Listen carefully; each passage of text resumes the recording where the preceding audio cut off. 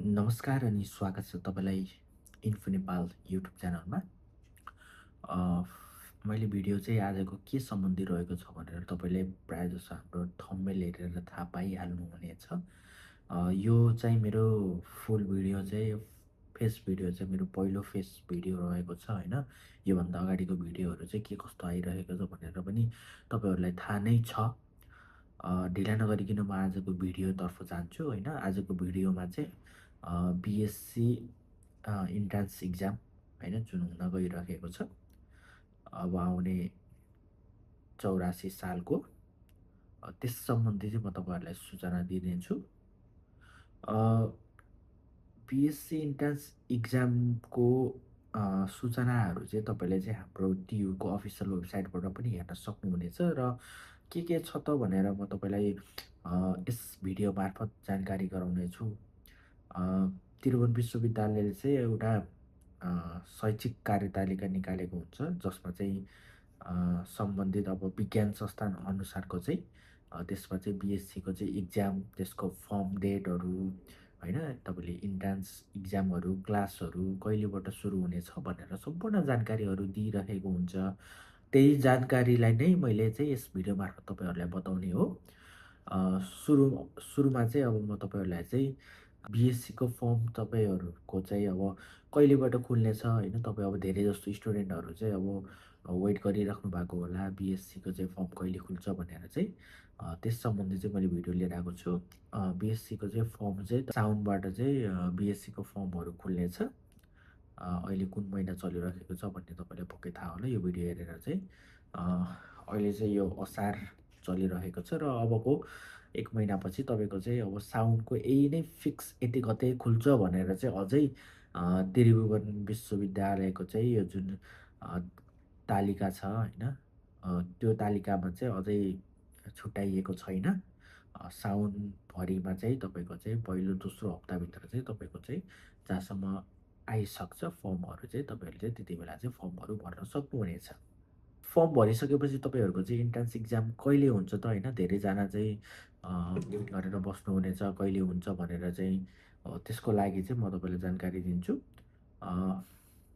Form भरिसकेपछि चाहिँ तपाईँहरूको चाहिँ इन्ट्रान्स इक्जाम चाहिँ असोजतिर हुन्छ है। असोजतिर चाहिँ तपाईँको चाहिँ प्रायःजसो दसैँभन्दा अगाडि नै इक्जामहरू हुने गर्दछ। बिएससीको चाहिँ असोजमा हुनेछ। असोजको पहिलो हप्तातिर पनि यसको चाहिँ एक्ज्याक्ट डेट राखिएको छैन। पछि तपाईँलाई चाहिँ डेटहरू आयो भने चाहिँ म तपाईँलाई यसै युट्युब च्यानल मार्फत जानकारी दिनेछु। त्यसको लागि चाहिँ अब मैले भनेअनुसार सब्सक्राइब गरेर राख्नुहोला अनि साइडमा रहेको नोटिफिकेसन बेललाई पनि क्लिक गरेर राख्नुहोला। किनकि हामीले हालेको भिडियोहरू चाहिँ छिटोभन्दा छिटो चाहिँ तपाईँले हेर्ने मौका पाउनुहुनेछ होइन। नोटिफिकेसनहरू चाहिँ आउनेछ त्यस कारण चाहिँ त्यो गरेर राख्नुहोला। असोजको पहिलो हप्ताभित्र चाहिँ तपाईँहरूको चाहिँ इन्ट्रान्स इक्जाम हुनेछ। त्यसपछि तपाईँहरूको चाहिँ दसैँ तिहार पछि चाहिँ क्लासहरूको बारेमा पनि त्रिभुवन विश्वविद्यालयले यो जानकारी दिएको छ। रिजल्टको बारेमा चाहिँ अझै भनेको छैन होइन। तर चाहिँ तपाईँको चाहिँ दसैँ तिहारकै बिचतिर चाहिँ तपाईँहरूको चाहिँ रिजल्ट आउनेछ होइन। किनकि दसैँ भइसकेपछि चाहिँ तिहारको बिचमा चाहिँ केही ग्याप रहनेछ त्यसमा चाहिँ तपाईँहरूको चाहिँ रिजल्ट निकाल्नेछ।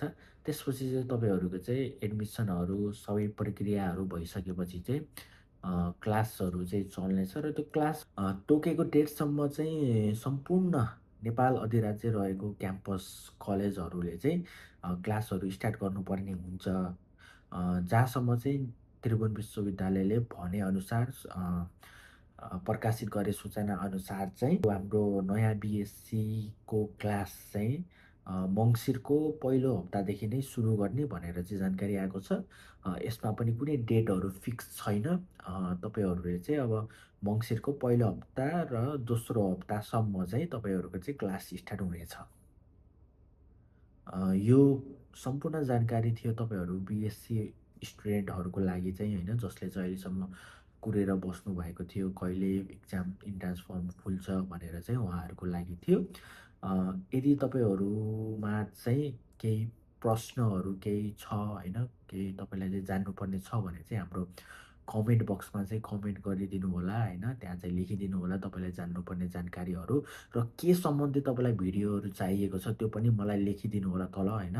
तपाईँहरूले लेखेको आधारमा चाहिँ म तपाईँलाई त्यस सम्बन्धी चाहिँ जानकारी दिनेछु र चाहिँ नेक्स्ट भिडियोको लागि पनि अब वेट गर्नु होला होइन। त्यति बेलासम्म चाहिँ मलाई बिदा दिनुहोस्। हस्त, धन्यवाद।